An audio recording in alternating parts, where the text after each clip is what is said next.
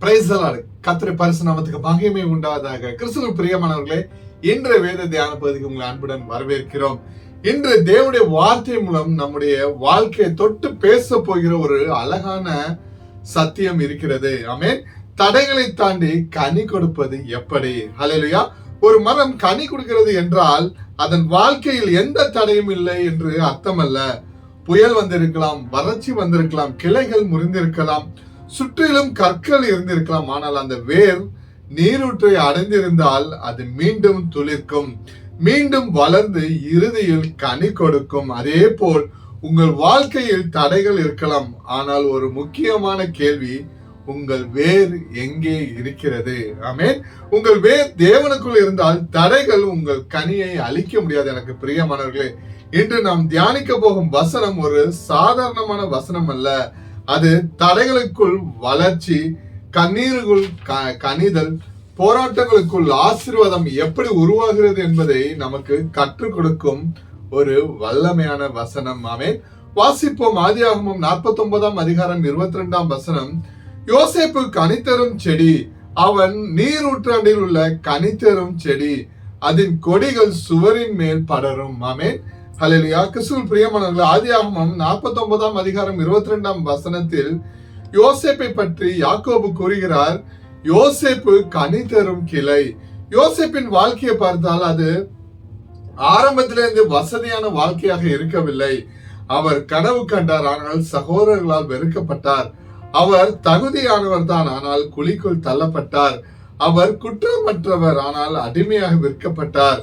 அவர் நேர்மையானவர், ஆனால் பொய்யான குற்றச்சாட்டால் சிறைக்கு சென்றார். அவர் தேவனை பற்றி கொண்டார், ஆனால் சில காலம் அவருடைய வாழ்க்கையில் எந்த மாற்றமும் தெரியவில்லை. எனக்கு பிரியமானவர்களே, ஆனால் அந்த எல்லா தடைகளும் கடந்த பிறகு அவருடைய வாழ்க்கை என்ன ஆனது? கனிதரும் கிளையாக மாறியது. ஆமென். இன்று உங்களுடைய வாழ்க்கையிலும் சில சுவர்கள் இருக்கலாம், சில கதவுகள் மூடப்பட்டிருக்கலாம், சிலர் உங்களை நிராகரித்திருக்கலாம், சில கனவுகள் தாமதமாயிருக்கலாம், சில ஜெபங்களுக்கு இன்னும் பதில் வராமல் இருக்கலாம். ஆனால் இன்று தேவன் உங்களை பார்த்து சொல்லும் வார்த்தை, உங்கள் வாழ்க்கை தடைகளால் முடிவடையாது, நீங்கள் கனி கொடுக்கும் வாழ்க்கையாக மாறுவீர்கள். ஆமென். இவ்வசனத்திலிருந்து நாம் கற்றுக்கொள்ள வேண்டிய 5 முக்கியமான கனி கொடுப்பதற்கான ரகசியங்களை இன்று நாம் தியானிப்போம். முதலாவது தலைப்பு, கனி கொடுக்க வேண்டுமா? முதலில் தேவனுக்குள் வேரூன்றுகள். ஆமென். ஆதியாகமம் 49 அதிகாரம் 22 வசனத்தில் நீரூற்றண்டையில் நாட்டப்பட்ட கனிதரும் கிளை. யோசேப்பின் கனிதரும் வாழ்க்கையின் ரகசியம் அவன் சூழ்நிலை அல்ல, அவன் வேரூன்றிருந்த இடம். நீரூற்று அருகில் இருக்கும் மரத்திற்கு தண்ணீர் கிடைக்கும். அதே போல தேவனோடு நெருக்கமாக வாழ்கிற மனிதனுடைய ஆவிக்குரிய வாழ்க்கை வறண்டு போகாது. எனக்கு பிரியமானவர்களே, சங்கீதக்காரன் இவ்வாறாக கூறுகிறார். சங்கீதம் 1 அதிகாரம் 3 வசனத்தில், அவன் நீர்க்கால்களின் ஓரமாய் நடப்பட்டு தன் காலத்தில் தன் கனியை தந்து இலையுறாதிருக்கிற மரத்தை போல் இருப்பான், அவன் செய்வதெல்லாம் வாய்க்கும். ஆமென். நாம் தேவனுடைய வார்த்தையில் வேரூன்ற வேண்டும். சூழ்நிலை மாறினாலும், மக்கள் மாறினாலும், உலகமே மாறினாலும் தேவனுடைய வார்த்தை ஒரு காலம் மாறாது. ஹல்லேலூயா. இன்றைக்கு உங்களிடம் ஒரு கேள்வி, எனக்கு பிரியமானவர்களே, உங்கள் வேர் எங்கே இருக்கிறது? பணத்திலா, மனிதர்களிலா, உங்கள் திறமையிலா, அல்லது தேவனிலா? வேர் தேவனில் இருந்தால் வாழ்க்கையில் கனி நிச்சயமாக வரும். ஹல்லேலூயா. ஒரு மரத்தின் வலிமை அதன் கிளைகளில் மட்டுமில்லை, அதன் வேர்களில் இருக்கிறது. காற்று வீசும் போது கிளைகள் அசையும், மழைகள் பெய்யும் போது இலைகள் நனைந்து விடும், வெயில் வரும்போது இலைகள் வாடலாம், ஆனால் வேறு ஆழமாக இருந்தால் மரம் நிலைத்திருக்கும். அதே போலதான் நம்முடைய வாழ்க்கையிலும் சூழ்நிலைகள் மாறலாம், மனிதர்கள் மாறலாம், வேலைகள் மாறலாம், பொருளாதார நிலை மாறலாம், உறவுகள் மாறலாம், ஆனால் தேவனோடு உங்களுடைய உறவு மட்டும் மாறவே கூடாது. ஹல்லேலூயா. கவனியுங்கள், கனி வருவதற்கு ஒரு காலம் உண்டு. விதை விதைத்த உடனே கனி வராது. வேர்கள் வளர வேண்டும், தண்டு வலுப்பெற வேண்டும், கிளைகள் விரிய வேண்டும், பிறகுதான் கனி தோன்றும். அதனால் உங்கள் வாழ்க்கையில் இன்னும் கனி தெரியவில்லை என்பதற்காக தேவன் உங்களை மறந்து விட்டார் என்று நினைக்காதீர்கள். தேவன் உங்களுக்குள் வேர்களை வளர்த்து கொண்டிருப்பார். ஆமென். யோசேப்பின் வாழ்க்கையிலும் அப்படித்தான் எனக்கு பிரியமானவர்களே. குழி அவருடைய முடிவு அல்ல, அடிமைத்தனம் அவருடைய முடிவு அல்ல, சிறைச்சாலை அவருடைய முடிவு அல்ல, தேவனுடைய திட்டம் தான் அவருடைய முடிவு. ஆமென். இரண்டாவது தலைப்பு, தேவனுடைய பிரசன்னத்தில் நிலைத்திரு, கனி கொடுப்பாய். யோசேப்பு எங்கு சென்றாலும் கர்த்தர் அவனோடு இருந்தார். ஆமென். ஆதியாகமம் 39 அதிகாரம் 2 வசனத்தில் கர்த்தர் யோசேப்போடு இருந்தார், அவன் காரிய சித்தி உள்ளவனான் என்று குறிப்பிடப்பட்டுள்ளது. யோசேப்பு அரண்மனையில் இருந்த போதும் தேவன் அவரோடு இருந்தார். சிறையில் இருந்த போதும் தேவன் அவரோடு இருந்தார். அவர் தனியாக இருந்த போதும் தேவன் அவரை விட்டுவிடவில்லை. இடம் மாறியது, ஆனால் தேவனுடைய பிரசன்னம் மாறவில்லை. கிறிஸ்துவுக்குள் பிரியமானவர்களே, உங்கள் வீடு சிறியதாக இருக்கலாம், உங்கள் வேலை சாதாரணமானதாக இருக்கலாம், உங்கள் சூழ்நிலை கடினமானதாக இருக்கலாம், ஆனால் தேவன் உங்களோடு இருந்தால் அந்த இடமே ஆசீர்வாதத்தின் இடமாக மாறும். ஆமென். யோவான் 15 அதிகாரம் 5 வசனத்தில் இயேசு கிறிஸ்து கூறுகிறார், நானே திராட்சை செடி, நீங்கள் கொடிகள். ஒருவன் என்னிலும் நான் அவனிலும் நிலைத்திருந்தால் அவன் மிகுந்த கனிகளை கொடுப்பான். என்னை அல்லாமல் உங்களால் ஒன்றும் செய்யக்கூடாது என்று. ஆமென். கனி கொடுப்பதற்கான மிகப்பெரிய ரகசியம் இதுதான் எனக்கு பிரியமானவர்களே, கிறிஸ்துக்குள் நிலைத்திருப்பது. கிளை மரத்தோடு இணைந்திருக்கும் வரை தான் கனி கொடுக்க முடியும். அதே போல நாம் கிறிஸ்துவோடு இணைந்திருக்கும் வரை மட்டுமே ஆவிக்குரிய கனி கொடுக்க முடியும். கலாத்தியர் 5 அதிகாரம் 22 மற்றும் 23 வசனத்தில் 9 ஆவின் கனிகளை விளக்கமாக கூறுகிறது. அன்பு, சந்தோஷம், சமாதானம், நீடிய பொறுமை, தயவு, நற்குணம், விசுவாசம், சாந்தம், இச்சையடக்கம். ஆமென். உண்மையான ஆசீர்வாதம் என்பது பணம் மட்டுமல்ல. உங்கள் வீட்டில் சமாதானம் இருந்தால் அதுவும் ஒரு கனிதான். உங்கள் வார்த்தைகளால் ஒருவர் ஆறுதல் பெறுகிறார் என்றால் அதுவும் ஒரு கனிதான். உங்கள் வாழ்க்கையை பார்த்து ஒருவர் கிறிஸ்துவை அறிந்து கொள்கிறார் என்றால் அதுவும் ஒரு கனிதான். உங்களை வெறுத்தவர்களுக்கு நீங்கள் ஜெபிக்கிறீர்கள் என்றால் அதுவும் ஒரு கனிதான். சோதனையிலும் நீங்கள் தேவனை துதிக்கிறீர்கள் என்றால் அதுவும் ஒரு கனிதான். ஒரு மரம் தன் கனியை தானே சாப்பிடுவதற்காக வளரவில்லை எனக்கு பிரியமானவர்களே, அதன் கனி மற்றவர்களுக்கு உணவாகிறது. ஹல்லேலூயா. அதே போல தேவன் உங்களை ஆசீர்வதிப்பதன் நோக்கம் நீங்கள் மட்டும் ஆசீர்வதிக்கப்படுவது அல்ல, மாறாக உங்கள் மூலம் மற்றவர்களும் ஆசீர்வதிக்கப்பட வேண்டும். ஆமென். ஆதியாகமம் 50 அதிகாரம் 20 வசனத்தில் யோசேப்பின் வாழ்க்கையை சற்று சிந்தித்து பாருங்கள். ஒரு காலத்தில் அவரை துன்புறுத்திய சகோதரர்களுக்கு பின்னர் அவர் உணவு கொடுக்கிறார். அவரை கீழே தள்ளியவர்களுக்கு அவர் உதவியாக மாறுகிறார். இதுதாங்க உண்மையான கனி. உங்களை காயப்படுத்துவர்களுக்கு கூட ஆசீர்வாதமாக மாறுவது. ஹல்லேலூயா. இது இயேசு கிறிஸ்துவின் போதனையும் கூட. மத்தேயு 5 அதிகாரம் 44 வசனத்தில் நான் உங்களுக்கு சொல்கிறேன், உங்கள் சத்துருக்களை சிநேகியுங்கள், உங்களை சபிக்கிறவர்களை ஆசீர்வதியுங்கள், உங்களை பகைக்கிறவர்களுக்கு நன்மை செய்யுங்கள், உங்களை நிந்திக்கிறவர்களுக்காகவும் உங்களை துன்பப்படுத்துகிறவர்களுக்காகவும் ஜெபம் பண்ணுங்கள் என்று இயேசு கிறிஸ்து கூறுகிறார். தேவன் உங்களை உயர்த்தும் போது பழி வாங்குவதற்காக உயர்த்தவில்லை, மாறாக மற்றவர்களை ஆசீர்வதிப்பதற்காக உங்களை உயர்த்துகிறார். ஆமென். மூன்றாவதாக, தடைகள் இருந்தாலும் கனி கொடுக்க செய்பவர் தேவன் ஒருவரே. ஹல்லேலூயா.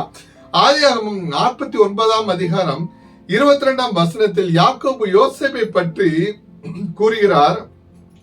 யோசேப்பு கனி தரும் கிளை என்று கூறுகிறார். யோசேப்பின் வாழ்க்கையை பார்த்தார், அது எளிதான வாழ்க்கையால் எனக்கு பிரியமானவர்களே. அவர் சகோதரர்களால் வெறுக்கப்பட்டார். ஆதியாகமம் 37 அதிகாரம் 28 வசனத்தில் அவர் அடிமையாக விற்கப்பட்டார், எகிப்துக்கு கொண்டு செல்லப்பட்டார், அங்கு பொய்யான குற்றச்சாட்டு சுமத்தப்பட்டு சிறையில் அடைக்கப்பட்டார். ஆதியாகமம் 39 அதிகாரம் 20 வசனத்தில் யோசேப்பு சிறையில் இருந்தார். அவருடைய வாழ்க்கையில் ஒன்றன் பின் ஒன்றாக தடைகள் வந்து கொண்டே இருந்தன. ஆனால் தடைகள் அவருடைய எதிர்காலத்தை முடிக்கவில்லை. ஹல்லேலூயா. ஏனென்றால் தேவன் அவரோடு இருந்தார். ஆமென்.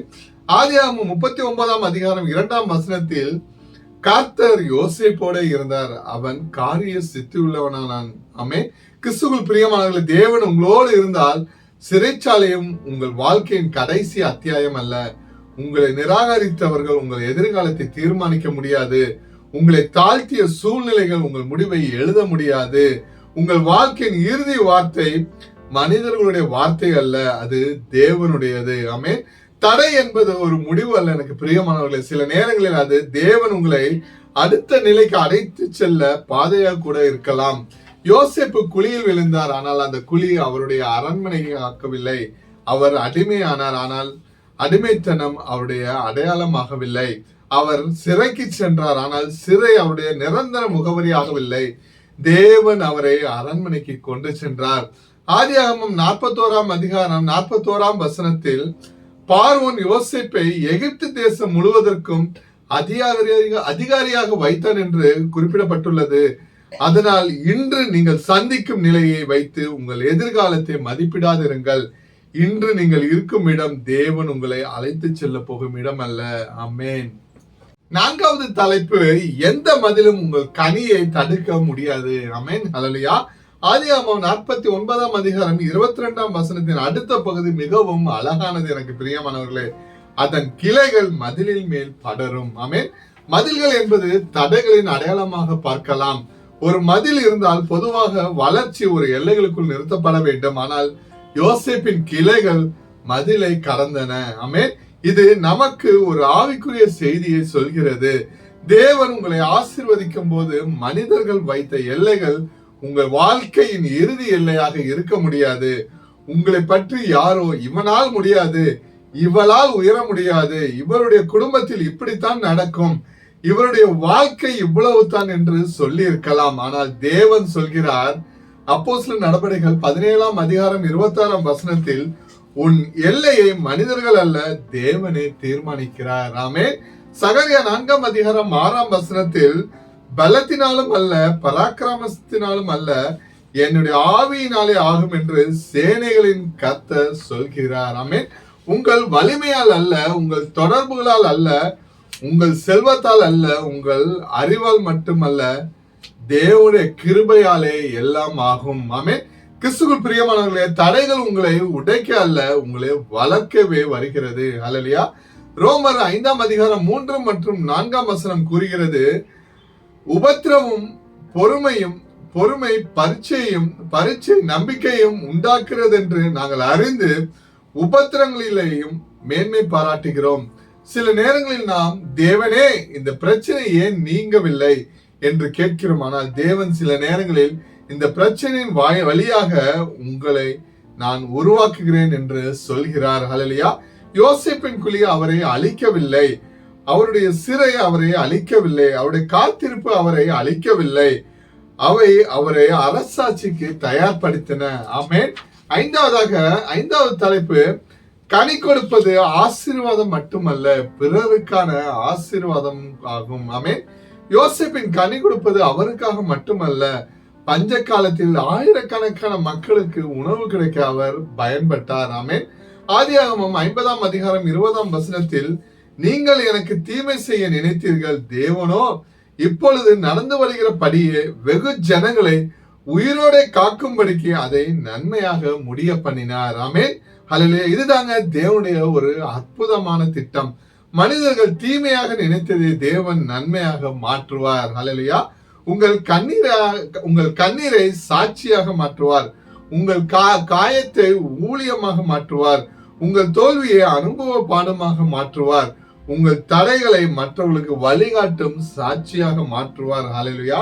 ஒரு மரம் தனக்காக கனி கொடுப்பதில்லை, அதுபோலத்தான் தேவன் நம்மை ஆசீர்வதிப்ப நோக்கம் நாமே மட்டும் ஆசீர்வதிக்கப்படுவதல்ல, நம்மால் மற்றவர்களும் ஆசீர்வதிக்க வேண்டும். ஆமென்.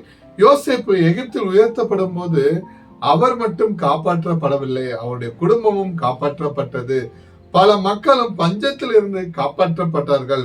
எவ்வளவு பெரிய சாட்சி எனக்கு பிரியமானவர்களே. மனிதர்கள் தீமையாக நினைத்தார்கள், ஆனால் தேவன் அதையே நன்மையாக மாற்றினார். இன்று நீங்கள் சொல்லுங்கள், என் வாழ்க்கையின் தடைகள் மற்றவர்களுக்கு ஆசீர்வாதமாக மாறும். ஆமென். கிறிஸ்துவுக்குள் பிரியமானவர்களே, நீங்கள் இப்போது எந்த நிலையில் இருக்கிறீர்கள்? குழியிலா, சிறையிலா, காத்திருப்பிலா, நிராகரிப்பிலா, தோல்வியிலா அல்லது கண்ணீரிலா? அங்கேயே உங்கள் வாழ்க்கை முடிந்துவிடவில்லை. யோசிப்பின் வாழ்க்கையை சற்று சிந்தித்து பாருங்கள். குழியில் இருந்து அரண்மனைக்கு தேவன் அழைத்து சென்றார்.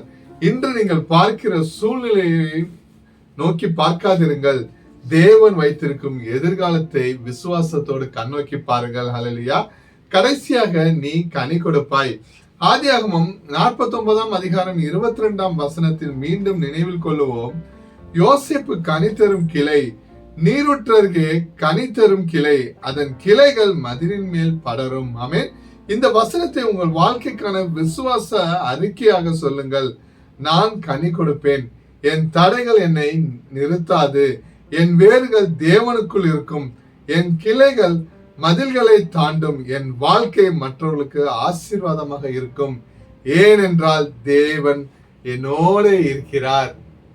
ஜெபிப்போமா? அன்பின் பிதாவே, பரலோக தேவன், இந்த காணொலியை பார்த்து கொண்டிருக்கும் ஒவ்வொரு பிள்ளைகளுக்காக நாங்கள் ஜெபிக்கிறோம் அப்பா. ஆதியாகமம் 49 அதிகாரம் 22 வசனத்தில் யோசேப்பு நீரூற்றண்டையில் நாட்டப்பட்ட கனி தரும் கிளையாக இருப்பது போல எங்கள் வாழ்க்கையும் உம்மில் வேறொன்று கனி தரும் வாழ்க்கையாக இருக்க கிருபை தருவீராக. எங்கள் வாழ்க்கையில் இருக்கும் ஒவ்வொரு தடைகளையும் நீர் அறிந்திருக்கிறீர் அப்பா.